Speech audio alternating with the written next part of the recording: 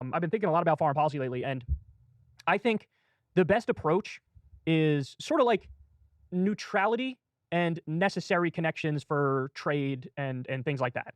You know what I mean? Because and that sort of goes across the board. We have countries that we love and we turn a blind eye to all their Mhm. human rights abuses, and then there's countries that we hate, like Iran, North Korea, and we play up all of their human rights abuses. Oh my, this is terrible. Somebody needs to do something about this, and we play the role of world policeman. Right. And I would much rather have a neutral approach on foreign policy, where we need to have trade relationships. You maintain the trade relationships, but it's almost like a dog, it's your business. It's almost like a realpolitik, pragmatic approach on foreign policy, but from a left-wing non-interventionist perspective. You see what I'm saying? Yeah, I see what you're saying. So in the context of Israel, what you're saying is like we shouldn't go in and do like a regime change of the Netanyahu government.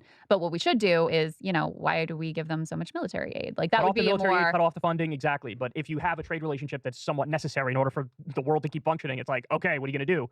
But it's more neutrality. yeah, I see that point. I don't have to think through it a little bit more It's a because complex issue. right. I mean that the idealist in me wants to believe in the possibility of some sort of like human rights based international rule based order where people who are good citizens and countries that are good citizens are able to get more access to trade or the benefits of allyship or whatever, and others are not that we're going to like regime change them, but there's less benefits to come from that because it's hard for me to wrap my head around how you really truly have sort of neutrality with all countries because you're going to have countries that are your allies that you're sharing intelligence with, that you have certain trade ties with, et cetera.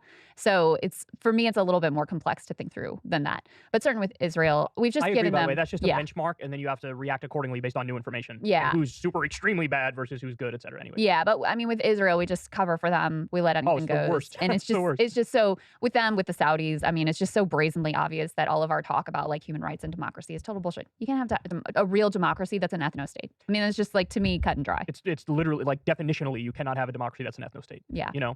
You're reminding me of there was a Washington Post guy on Fox News the other day. I covered this on my show, and he made an outright defense of dictatorships. What? In like talking about Saudi Arabia basically buying the PGA Tour and professional golf. Yeah. And he made an affirmative case for like, hey, you need dictators. What are you gonna do? And it's like this is the mindset, right? If it's our ally, you can get away whatever the hell you want to get away with is totally fine. If it's an enemy, they would use the fact that we're talking about a dictator or a theocracy or whatever, and they'd be like, "Oh, somebody take action now! This is our moral conscience can't take this." You know what I mean? Yes, So it's all absolutely. so haphazard. Okay, so